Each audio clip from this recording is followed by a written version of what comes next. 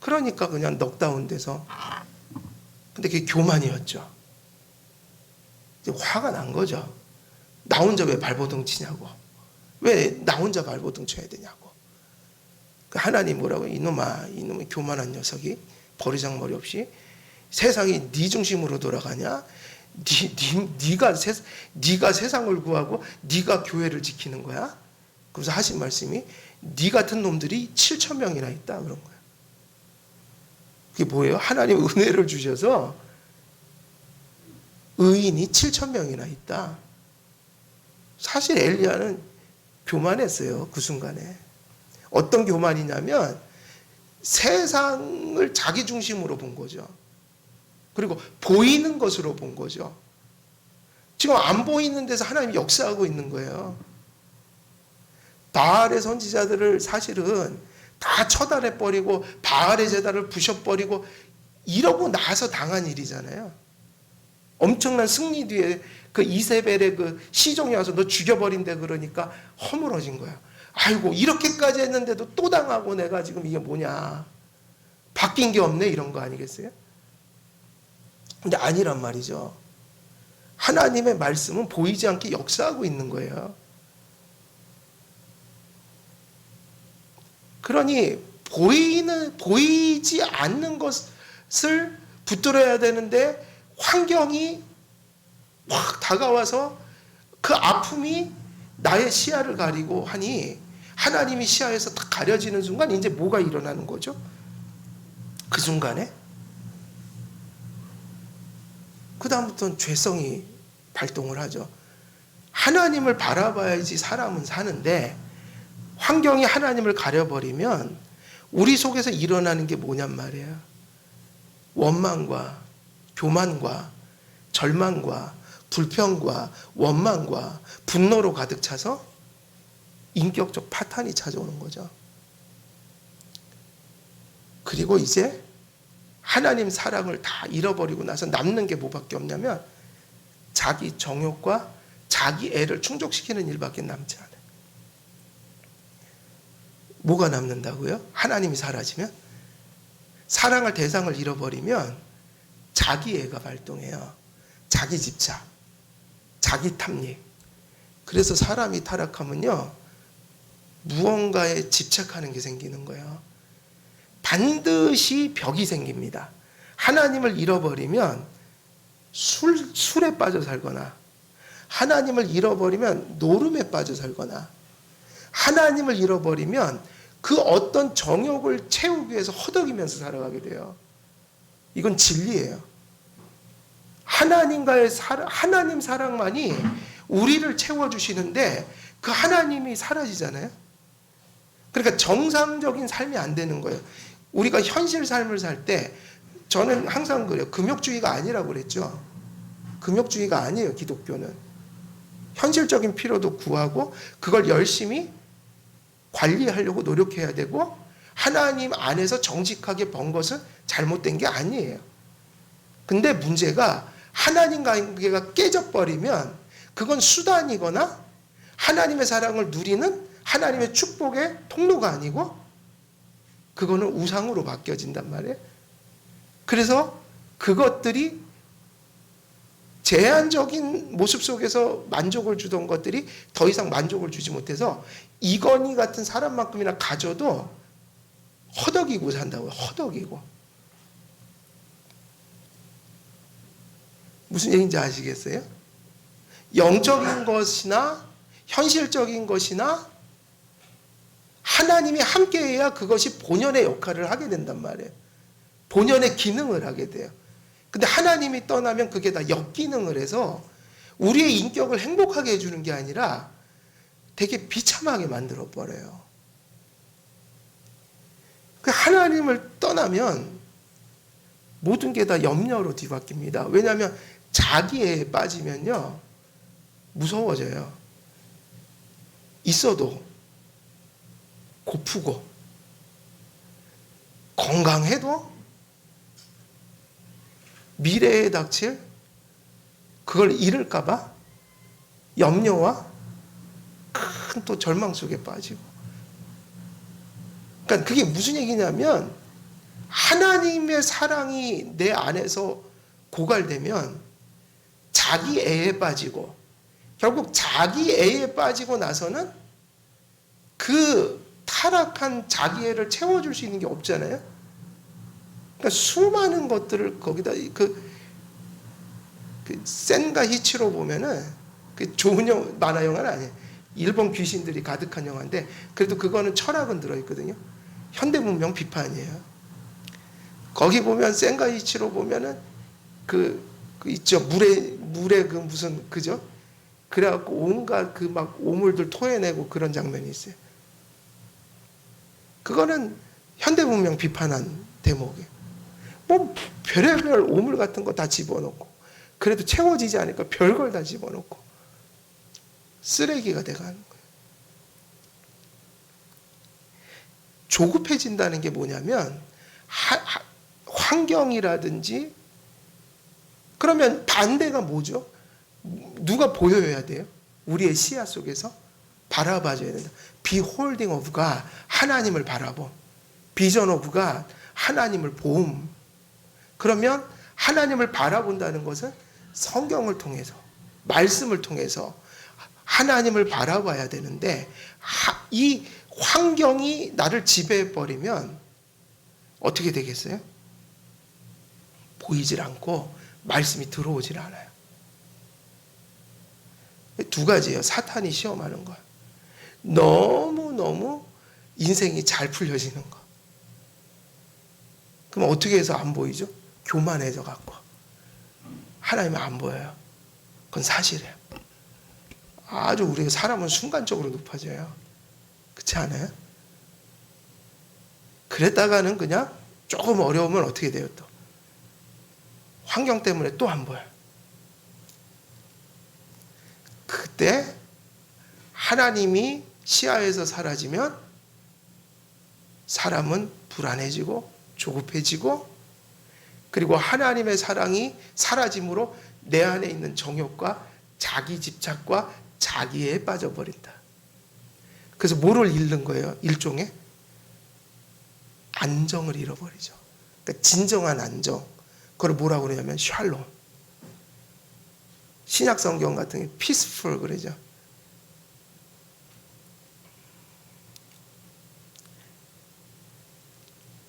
그런 평강을 잃어버리게 된다. 그 조급하다는 건 뭔가 하나님이 더 이상 보이지 않아 하나님의 보이지 않는 가치로 살아가던 삶을 내려놓고 무슨 삶을 살아가는 거예요? 보이지 않는 가치를 버리고 자기가 하나님보다 앞서서, 혹은 자기의 행복을 위하여 하나님의 방식이 아닌 인간의 모든 방식을 동원해서 살려고 하고, 그래서 그런 삶의 초점을 잃게 되므로 자기의 부패한 본성대로 나온 곳으로 살려고 하는 고집을 부리며 하나님과 싸움을 하며 그렇게 가는 삶이 돼버리는 거예요. 그걸 조급하다는 거예요. 시간적 조급함이 아니라는 거죠. 똑같은 거예요. 모세가 예수 그리스도의 예표로서 사실은 구약 시대 때는 모든 말씀, 이적, 그리고 이스라엘 백성들을 향한 용서와 뭐 수많은 것들을 모세를 통해서 전달했단 말이에요. 근데 모세가 눈앞에 있을 때는 따랐다가 시내산에 올라가서 늦게 내려오니까 눈에 안 보인 거잖아요. 그죠? 안 보였잖아요. 그럼 이제 바뀌어지는 거예요, 금방. 눈에 보이면 따라가고, 눈에 살짝 안 보이면, 그리고 한국교회가 지금 큰 테스트예요. 나는 이거를 뭐 재앙이라고 보지 않고 테스트일 수 있다, 교회는. 자주 못 모이고, 그러니까 평상시에 하던 걸 못 하잖아요. 그죠? 모든 게 멈췄잖아요. 그러면 이제 눈에 가시적인 외형적인 게 지금 제약을 받는 상황이란 말이에요. 결국 평소 때 말씀과 교리가 그러한 질서들이 정립되지 않았다면 그저 가시적이고 외적인 것만 붙들고 가는 분들은 흔들릴 수밖에 없어요. 보니까 어떤 분이 그러시더라고요. 실제로 주변에서 너무 힘들어한대요, 지금 상황. 그러니까 힘들다는 거는 그게 아니에요. 이 상황을 안타까우고 이런 힘듦이 아니라 그냥 지금 이 상황에 젖어 들어가고 있는 분들이 많더라. 그냥 집에서 영상으로 이제 계속 했으면 좋겠다고 생각하는 분도 계셔요. 이거 끝나고 나서. 그러니까 이게 그냥 보편적인 방식으로 이제 앞으로 미래에는 이렇게 영상으로 집에서 그냥 편안하게 예배 드리고 그저 영상하고 이제 놀러 가고 주일날 너무 편한 거예요. 그러니까 어떤 분들에게는 편할 수도 있다는 거예요, 이 상황이. 어떤 분들에게요? 그동안에 하나님을 잘 성경을 통해서 알아가지 못했던 분들에게는 이게 중요한 게 아닌 거예요, 지금 이 상황이. 그러면서 신앙이 있는 분들이 걱정을 하더라고요. 모세가 눈에 보일 때, 대면했을 때 그들은 하나님을 느꼈지만 모세가 산 위에 올라갔을 때는 모세를 전혀 의식하지 못했어요. 그 얘기는 뭐냐면 이렇게 얘기할 수 있어요. 환경이나 그러한 역경이나 우리에게 찾아온 수많은 혹은 반대적인 유혹들, 우리에게 어떤 오만함, 교만함 이런 것들이 하나님을 바라보지 못하게 한다면 결국 이것은 이런 조급함은 어디서 온 것이냐면 바로 보이는 것을 붙들고 갈 것이냐 보이지 않는 것을 붙들고 갈 것이냐. 그러면 보이는 것은 뭐고 보이지 않는 건 뭐예요? 단지 눈에 보이지 않으면 영적인 거다 그건 아니에요. 뭐 공기도 눈에 보이진 않잖아요. 그죠? 공기도 안 보이잖아요. 그렇다고 공기가 영적인 건 아니잖아요. 그 얘기가 아니라 제가 말씀드리는 보이지 않는 가치라는 것은 하나님이 말씀하신 것을 믿고 살 거냐 안 살 거냐 이걸 묻는 거예요. 보이지 않는 것을 쭉 추구한다는 것은 하나님의 말씀을 믿을 거냐 일어난 일을 붙들고 살 거냐 이걸 묻는 거라고요. 단지 보이느냐 보이지 않느냐 이 문제가 아니라. 그죠? 그게 왜 그렇죠? 지금도 똑같아요. 지금도 많은 사람들이 진화론에 빠져 살죠. 그죠? 이유는 간단해요. 그 진리를 모르기 때문이에요. 눈에 보이는 것 이상은 없다라는 그게 내추럴리즘이라고요. 17세기 이후로 생겨난 내추럴리즘, 자연주의, 눈에 보이는 것 외에는 존재할 수가 없다. 근데 성경에는 모든 보이는 것의 오리진을 뭐라고 하고 있죠? 하나님께서 보이는 것으로 만든 게 아니라 물질로 물질을 만드신 게 아니라 보이지 않는 하나님의 말씀으로 지으셨다. 빛이 있으라 하시니 빛이 있었다. 그러면 기원은 눈에 보이는 거예요? 안 보이는 거예요? 기원은. 결과물은 다 보이지만 그것들이 생기게 된 것은 눈에 보이는 거로부터 생겼어요? 안 보이는 거로부터 생겼어요? 빛은 눈에 보이죠. 빛이 있으라 하시면 빛이 있었다. 근데 빛을 어떻게 만드셨죠? 간단해요. 빛이 있으라 하시니 빛이 있었어요. 그 말씀은 초자연적인 거라고요. 내추럴리즘으로는 절대로 그 오리진을 못 찾아내요. 과학으로는. 왜냐하면 애초에 그 보이는 것들의 출발이 하나님의 말씀이었거든요. 아브라함에게 100세가 돼서 자식이 생겼죠. 근데 그거 기다리는 게 엄청난 세월을 기다렸어요. 근데 잘 생각해 보세요. 왜 아브라함이 믿음으로 의롭게 됐는지. 그거 그렇게 하면 누구는 못 믿겠어요. 딱 아이를 잉태하고 나서 믿어라 그러면 다 믿을 거 아니에요. 근데 잉태할 수 없는 나이에 생식의 능력이 끊어진 나이에 그것도 아이를 주시는 그 시점보다 훨씬 이른 시기에 너에게 자식이 있을 거다. 약속의 자녀를 주겠다. 그러면 한참 동안은 자식이 있는 거예요? 없는 거예요? 그럼 뭐만 있는 거죠? 아무것도 없어요. 임신도 안 했고 할아버지라 아무 소망이 없어요. 거기에 대해서. 근데 뭐라고 하나 딱 주신 게 있어요. 뭘 줬죠? 손에 잡히는 건 아무것도 없는 거예요. 간단해요. 그냥 자식을 주겠다 이 얘기를 하신 거예요. 말씀을. 제가 그 말씀을 드리는 거예요. 말씀을 주셨다. 근데 그거는 손에 잡히는 게 있다 없다? 없어요. 그건 믿음으로 받을 수밖에 없는 거예요. 근데 실제로 자녀가 생겼어요, 안 생겼어요? 똑같아요. 창조하고 똑같은 거예요. 빛이 있으라 하시면 있었다. 아이를 주겠다. 근데 없었다고요. 근데 아이가 생겼어요. 그럼 무엇이 아이를 만든 거죠? 하나님의 말씀이요. 우리가 환란이 확 찾아와요. 아무것도 보이질 않아요. 하나님도 안 보여요. 그때 뭘 붙들어야 돼요? 그때 하나님을 붙들어야 되는데 그게 뭐냐면 말씀을 붙들어야 된다는 얘기예요. 그건 보이지 않는 것을 의미하는 거예요. 모세가 눈앞에 있었어요. 그건 사람이었어요. 근데 모세가 올라갔어요. 그러면 물리적으로 안 보이잖아요. 그럼 이스라엘 백성이 뭐만 기억했으면 우상 숭배를 안 했겠어요? 모세가 올라가기 전에 다 얘기했잖아요. 하나님 언약을 맺으신다. 율법을 주시기로 했다. 내가 올라가서 받아올게. 근데 말씀을 안 믿었다고요. 이스라엘 백성들이. 안 믿었어요.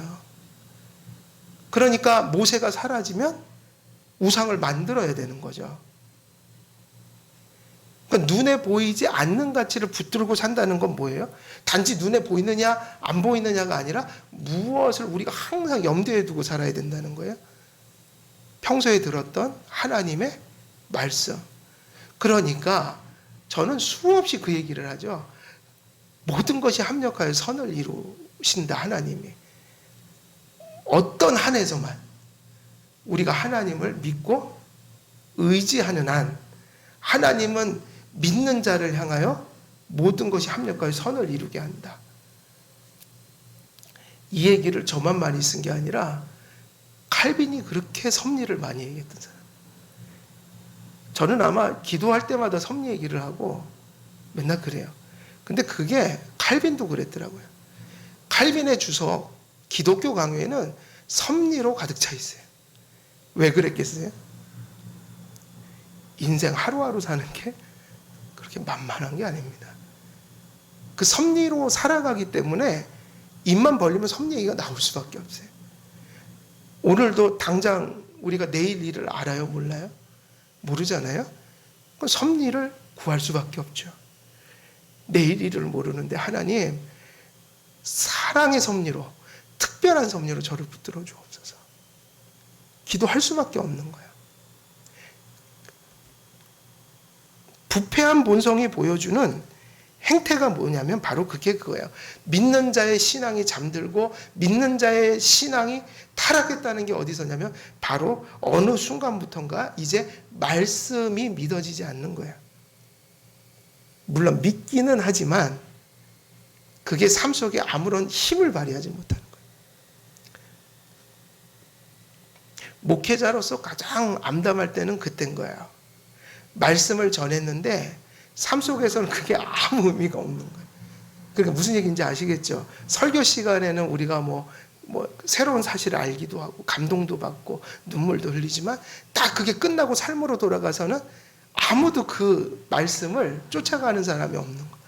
그럼 암담하고 때로는 그 말씀을 내가 전했는데 어느 순간인가 현실 속에서 막 어렵고 힘들고 이럴 때 그 말씀을 전한 당사자가 그 말씀이 나에게 아무런 힘도 주지를 못하는 걸 보면서 수치감을 느끼는 거예요. 부끄러운 거예요. 속인 것 같고, 야, 성도들한테 그렇게 얘기를 해놓고선 정작 나는 흔들리고 있구나. 근데 그게 인간이라고요. 그래서 어려움의 깊이가 깊기 때문에 항상 우리는 발버둥 쳐야지 되는 거예요. 어떻게 해요? 그럴 확률이 높기 때문에. 들은 말씀이 까맣게 잊어지는 거고 머릿속에는 선명하게 새겨져 있지만 실제로 생활 속에서는 그게 아무 힘을 발휘 못할 때 가장 공허할 때가 그때 아니겠어요? 성경 말씀을 읽으면서도 이 말씀 맞기는 맞지. 이 맞기는 맞는데 그래서 제가 그 소리 제일 싫어하는 거야. 굳이 성경에 다 쓰여는 있는데 그 말 맞는 걸 누구는 모르겠어요. 근데 안 돼요, 안 돼. 이거 그게 가장 절망스러운 거라고요. 아니 말씀이 위로가 돼야 되고 실제로 우리가 가장 흔들릴 때 이것 때문에 살아야 되는데 이게 아무 의미가 없어질 때가 있다니까요. 안 믿어지니까, 의심이 되니까, 마음이 굳어져서 그 얘기가 그냥 스쳐가는 바람결처럼 느껴질 때가 있잖아요. 그게 무슨 얘기겠어요? 성령님이 이 말씀을 통해서 우리를 지배하지 못하는 순간이 있다. 지배를 못하시는 게 아니죠. 우리가 지배를 받지 않으려고 고집을 부리는 순간인 거예요. 성령님은 우리를 떠난 적도 없고 떠나시지도 않아요. 죽을 때까지. 하나님과 연합한 자들과 하나님은 그 연합을 끊어내는 일이 없어요. 그럼 누가 도대체 하나님을 밀어내는 거예요? 자기가. 부패한 본성이 일어나서 하나님의 손을 거부하는 거예요. 스스로가. 그래서 우리가 뭘 주의해야 돼요? 인생은 항상 좋은 일도 힘들 수 있어요. 오만하게 만드니까. 또 어려운 일들 때문에 또 힘들어요. 그래서 하나님을 시야에서 놓칠 수 있어요. 그러니까 뭐를 항상 염두에 둬야 돼요? 보이지 않는 가치를 꼭 붙들어야겠다. 이럴 때일수록. 뭐 이것저것 자꾸 마치 머피의 법칙처럼 자꾸 뭐가 힘든 일이 오는 막 짜증이 올라오고 원망이 올라올 때 의지적으로, 그러니까 감정 따라가면 안 된다는 얘기예요. 그런 상황에서 누가 감정대로 되면 기도가 되겠어요? 의지로 기도를 하는 거지. 그건 정말 진리예요. 부부가 항상 사랑으로 사는가? 그 처음 만날 때 연애 감정으로 사는 게 아니잖아요. 사실은 부부는 의지적인 사랑으로 살아갈 때가 더 많아요. 나이가 들수록 더해요. 감정적인 사랑은 잠깐이란 말이에요. 그래서 서로의 책임을 지는 것은 의지적인 사랑이 발동할 때라고요. 그래서 하늘에서 뭐 별 떨어지듯 아이고 내가 마음이 뜨거워지면 기도하겠습니다. 아니죠. 걸레같이 너덜너덜할 때 기도하는 거죠. 그래서 기도하라고 하셨는데, 아니 그렇기 때문에 기도가 필요한 거라고요. 기분 따라 기도하는 건 기도가 아니에요. 그거는 진짜 은혜의 기도는 시편을 보면 잘 나옵니다. 시편에선 그렇게 다윗이 기쁨 속에서 기도하지 않았어요. 짓눌리면서 기도할 때도 많아요. 그러니까 보이지 않는 것을 붙들고 가는 싸움인데, 그게 뭐냐면 구체적으로 얘기하면 여러분들이 평생 살아오면서 깨달은 말씀, 그죠? 예배 시간에 설교 들으면서 그동안 또 깨달은 말씀, 그 말씀을 삶의 현장 속에서, 특별히 언제요? 환난과 비바람이 쳐올 때, 그때 그걸 붙들어야 한다. 보이지 않는 가치를 붙든다는 것은 하나님의 말씀을 붙들고 간다는 얘기예요. 이스라엘 백성이 수많은 것을 봤지만 결국은 무엇을 안 받아들인 거예요? 홍해도 가르는 걸 봤죠? 그죠? 만나도 먹었죠, 매일? 심지어는 이 우상을 숭배하는 그 시기에조차도 뭐가 내렸겠어요, 매일? 만나요. 세상에 하늘에서 내리는 기적의 음식을 먹으면서도 인간은, 그래서 이게요, 본다고 되는 게 아니고 현상으로 되는 게 아니라 말씀을 성령으로 믿게 하시는 그 중생의 은혜만이 사람이 구원받고 하나님을 믿고 가게 만드는 거라고요. 많은 것을 봤지만 모세가 산 위에 올라가서 그것도 이스라엘 백성들을 위해서 엄청난 중요한 일을 하고 있는 순간에 우상을 만들었다. 그러니까 그 엄청난 일들을 볼 수 있는 안목이 없는 거예요, 이스라엘 백성들은. 많이 봐도 안 된다. 그래서 신약에서 예수님이 그 말씀하신 거라고요. 그 부자와 나사로요, 얘기. 그 부자가 지옥에 가서 자기는 구원받을 소망이 없지만 그 가족들에게는 좀 그 죽은 사람 좀 보내갖고 좀 전도 좀 해달라. 미안하지만 죽은 사람 살아난 거 봐도 안 믿는다. 뭐가 안 믿어지면 안 되는 거예요? 말씀이 안 믿어지면 무엇을 봐도 못 믿는다는 거예요. 궁극적인 건 말씀을 들을 때 성령님이 역사하실 때 거기서 중생의 역사가 일어나는 거지, 현상을 가지고 구원을 받게 하지 못한다. 그래서 이처럼 눈에 보이는 것, 눈앞에 있는 것, 감각적인 것만을 보고 붙드는 신앙은 모세가 그들의 시야에서 사라질 때 나타난 일들을 자행하게 되는, 다시 말하면 우상의 근원은 거기로부터 발생한다. 결국 우상은 어디로부터 발생한다고요? 하나님의 말씀을 시야에서 놓치는 순간인 거예요. 사람은 발빠르게 타락한다고요. 아담이 타락을 금방 했다고 그랬죠. 금방 했다고요. 그냥 갑자기 사람은 돌변해버려요. 아무리 심지가 굳다 해도 부패한 본성은 근본적으로 변덕스러워요. 사람은 다 그런 거예요. 그러면 이제 그런 원리들이 나오죠. 환경, 모세가 오랫동안 내려오지 않는 환경이 주어졌다. 그러니까 어떻게 됐어요? 하나님의 말씀을 붙들지 못하니 환경만 보였다. 모세가 눈앞에 당장 없다. 그러면 이제 이스라엘 백성은 동요하기 시작한다. 하나님을 바라보지 않으니까 뭐만 남는다? 부패한 자기만 남죠. 정욕을 추구하기 시작하고 자기애에 빠진다. 현대인들의 가장 큰 병폐가 뭐겠어요? 자기에 집착해. 자기애. 하나님도 안 보이고요. 옆에 사람도 안 보이고 자기만 살. 근데 요즘에 젊고 어린 지금 세대들의 특징이 자기예요. 저는 그렇게 생각하잖아요. 그 친구들이 예전에 이렇게 애들이 옛날 같으면, 요즘 아이들 보면 옛날 같으면 옛날에는 모범생과 그게 뚜렷했잖아요. 모범생이 있고 날라리 학생이 있고. 예? 근데 그게 아니라 그런 문화는 사라졌어요, 이미. 그죠? 요즘엔 오히려 날라리처럼 좀 살아줘야지 좀 융통성 있고 이런 아이들로 인정을 받아요.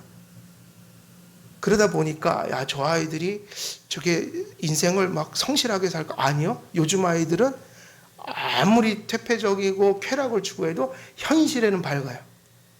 무지 밝아요. 자기애는 뛰어나게 발달돼서 놀고 놀면서 챙기는 거예요. 옛날에 왜 문제아들이 좀 무식했어요. 인생 다 망치면서 놀았으니까.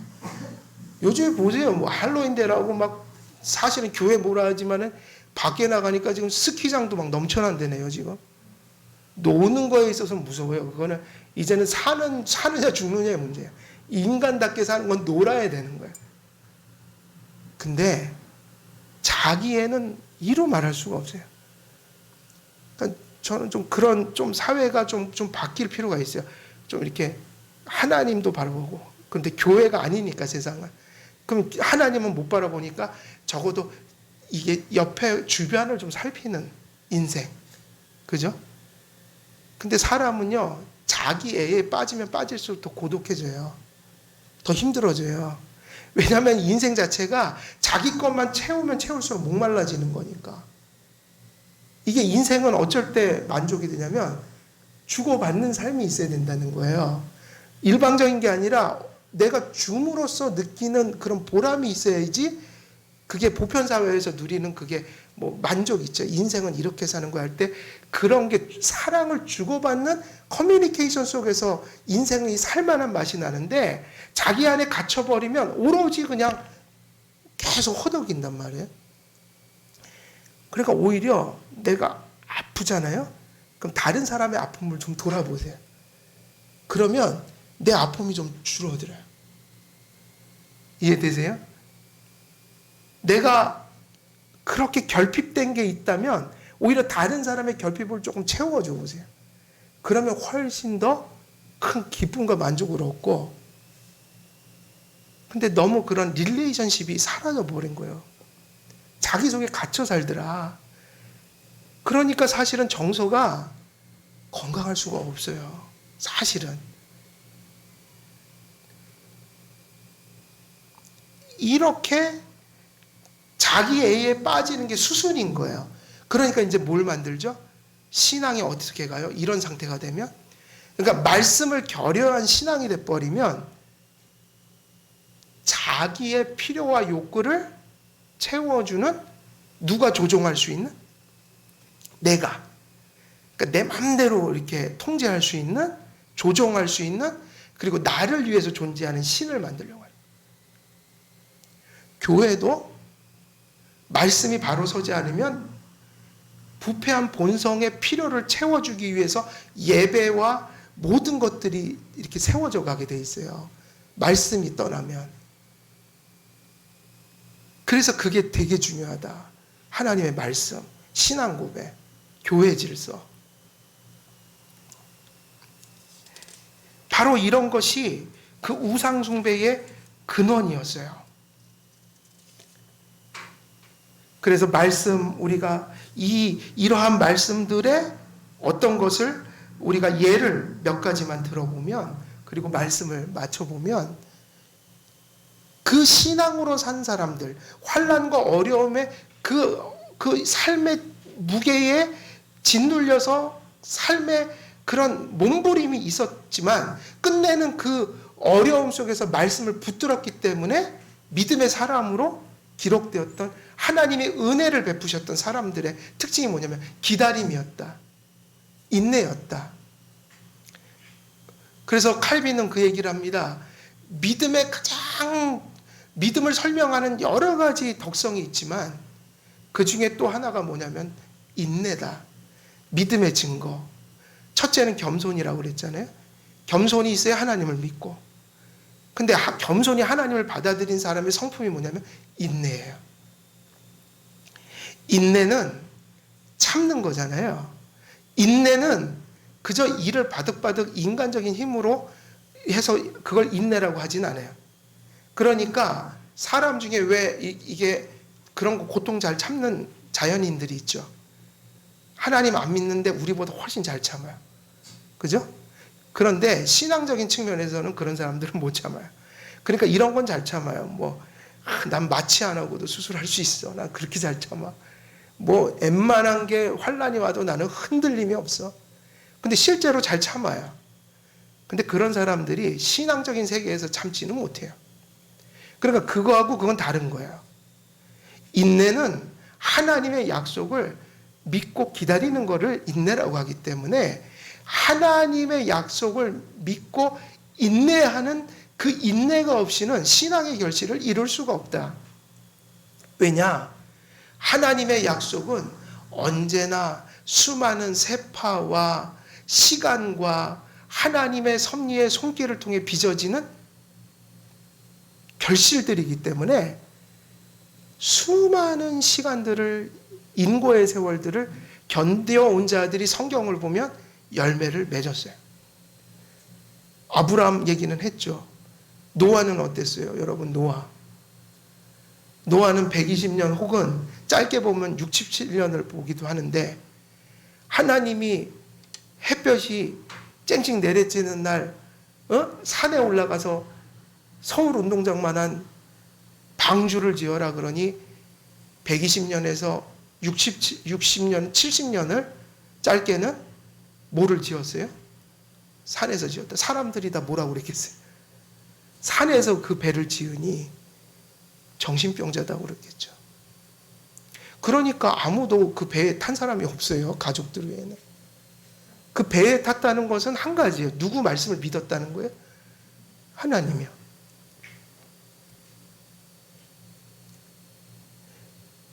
기다림이다. 요셉은 어땠어요? 요셉도 마찬가지. 말할 필요도 없죠. 인내의 시간은 이를 바득바득 걸며 인간의 본성이나 타고난 성품으로 참을 수 있는 게 아니다. 그래서 기도가 필요한 거고 말씀으로 은혜를 받아야 된다. 성령님의 충만이 없이는 인내할 수 없다. 믿음의 인내는 안 되는 거예요. 은혜를 받아야지 인내할 수 있는데 인내는 일종의 낭비의 시간이 아니다. 왜냐하면 그 인내의 시간은 가만히 있는 게 아니에요. 그저 기다리는 게 아니에요. 우리가 인내하는 것은 왜 인내하냐면 우리가 인내할 때 누가 일하시는 거예요? 하나님이요. 그러니까 우리가 기다리는 시간은 흘러가는 그 밑빠진 독에 물을 붓는 그런 게 아니라 믿음으로 인내하는 시간에 누가 역사하시는 거예요? 하나님이요. 여러분, 사람이 수술을 받으려면 어떻게 해야 돼요? 가만히 있어야죠. 마취 해갖고 가만히 있어야 의사가 그죠? 고칠 거 아니에요? 개나 고양이를 치료하기가 그렇게 힘든 게 얘네들이 IQ가 낮으니까 지네들을 살리려고 해도 가만히 있지를 않잖아요. 발버둥을 쳐요. 근데 여러분, 발버둥 치면 고칠 수가 있어요, 없어요? 그 얘기에 좀 가만히 좀 있어라, 하나님이. 근데 좀 가만히 있어라. 내가 너를 살리려고 그래, 지금. 좀 가만히 있어라. 조금만 기다려라. 그래도 뭐를 하실 거 아니에요. 똑같아요. 인내는 하나님이 역사하고 있는 시간이에요. 가장 효율적인 시간이에요. 우리는 자꾸 우리가 뭐를 해야지 효율적이라고 생각하는데 좀 가만히 있으면 돼요. 이거 코로나가 오잖아요. 그냥 방역 지침 지키면서 그게 양심의 문제가 아닌 이상은 조심스럽게 최선을 다해서 모이고, 그리고 코로나가 지나갈 때까지 믿음을 지키면서 좀 인내하면서 가만히 있으면요, 지나갑니다. 근데 인내하지 않으면 하나님이 아무것도 할 수가 없어요. 그래서 조급 중에 넘어졌던 사람들이 누구냐? 사울왕. 7일 있다 사울이 온다고 그랬잖아요. 주석을 보면 사울이 언제 왔게요? 사실은 약속을 어긴 게 아니에요. 어떻게 보면 7일에 끝나는 순간쯤 돼갖고 온 거예요. 사무엘이 7일 있다 온다고 그랬지, 일은 7일에 온다고 그런지 끝나갈 무렵에 온다고 그런지 말한 적이 있어요? 기다려야죠. 그리고 7일이 넘어도 기다려야 돼요? 안 기다려야 돼요? 기다려야죠. 자기는 왕이고 제사장이 아니거든요. 그죠?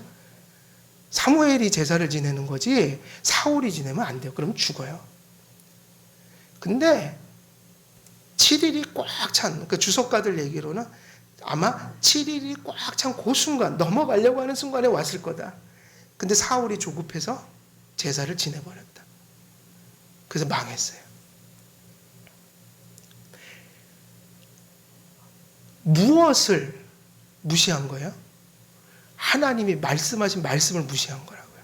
제사장만이 제사를 지낼 수 있다. 에서는 어땠어요? 대단한 거 갖고 영혼을 팔아먹었으면 괜찮은데 참 한심스러운 거는 팥죽 한 그릇에 장자의 명분을 뺏겼어요. 그러니까 영혼을 팔아먹지 말라는 거예요. 작은 것 때문에. 이게 뭐냐?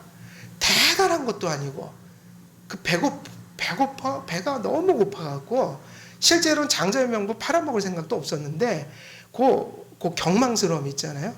근데 그 경망스러움이 뭐였냐면 믿음의 송구라고요. 야곱 같으면은 팥죽이 아니라 금덩이를 갖다 줘도 그렇게 안 했을 거예요. 왜냐하면 야곱이 뭘 믿었어요? 장자의 명분을 그것이 자기의 것이라는 그 약속을 믿었다고요. 리브가가 얘기해 줬잖아요. 태에 있을 때 쌍둥이가 있는데 둘이 싸웠다. 근데 누가 장자라는 거예요? 형이 아니라 혈통적인 형이 아니라 그 아우가 장자가, 영적인 장자가 될 거다. 그 약속을 믿고 팥죽이 아니라 금덩이를 갖다 줘도 야곱은 그렇게 안 한다고요. 근데 그게 작은 일이지만 큰 거였어요. 버림받을 만큼. 왜였냐면 그 작은 행위 속에 엄청난 의미가 들어있기 때문에. 왜 그런 행동을 했냐면 에서는 약속을 이거 뭐고 안 믿는 사람이에요. 장자의 명분을 갖고 싶어 했지만 하나님의 말씀을 진지하게 받는 사람이 아니었으니까 배가 막 고프니까 야 팥죽 한 그릇 내 장자의 명분 넘길 테니까 그거 줘. 그 팥죽 한 그릇 먹고 나서 이제 별거 아니라고 생각했겠죠. 근데 하나님은 중심을 본 거예요. 사람이 조급해지는 거예요. 뭐를 모르니까. 하나님의 말씀을 안 붙드니까.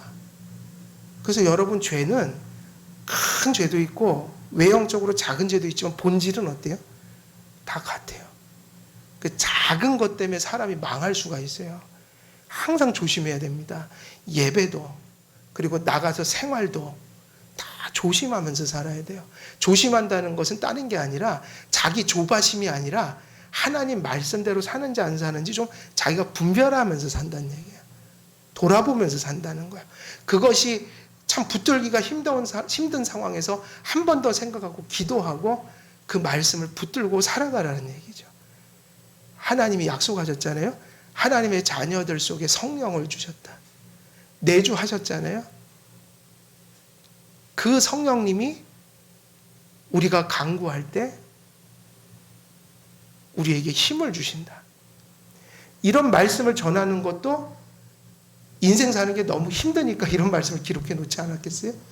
인생 사는 게 그렇게 힘드니까 성령님이 이렇게 돕는다. 그러니까 하나님 꼭 잊어버리지 말고 붙들어라. 이게 하나님의 뜻이고 우리를 향한 희망인 거예요. 어렵고 힘든 일이 많은 세상 속에서 우리가 보이지 않는 같이 하나님께 이미 받은 그 말씀, 어떤 것 때문에 놓지 마시고 꼭 붙드시고 예배하고 생활하시기를. 그래서 언제나 환난이 우리를 넘어뜨리는 게 아니라 오히려 인생 속에서 환난이 우리를 높은 곳으로 딛고 일어서게 하는 발판이 될 수 있도록 그렇게 말씀 붙드시는 우리 한길교회 모든 성도님 되시기를 우리 주 예수 그리스도의 이름으로 축원드립니다. 기도하겠습니다. 살아계신 하나님 아버지, 참으로 연약하고 부족하고 조금만 힘이 들어도 또 하나님의 말씀을 잃어버리는 저희들입니다. 하나님 긍휼을 베풀어 주시고 오늘도 말씀 속에서 이스라엘 백성들의 행사를 통하여 또 저희들에게 깨닫게 하신 바처럼 모든 환난 속에서 또 모든 정황들 속에서 보이지 않게 우리에게 베풀어 주신 하나님의 말씀을 꼭 부여잡고 살아가는 저희들이 될 수 있도록 역사해 주시옵소서.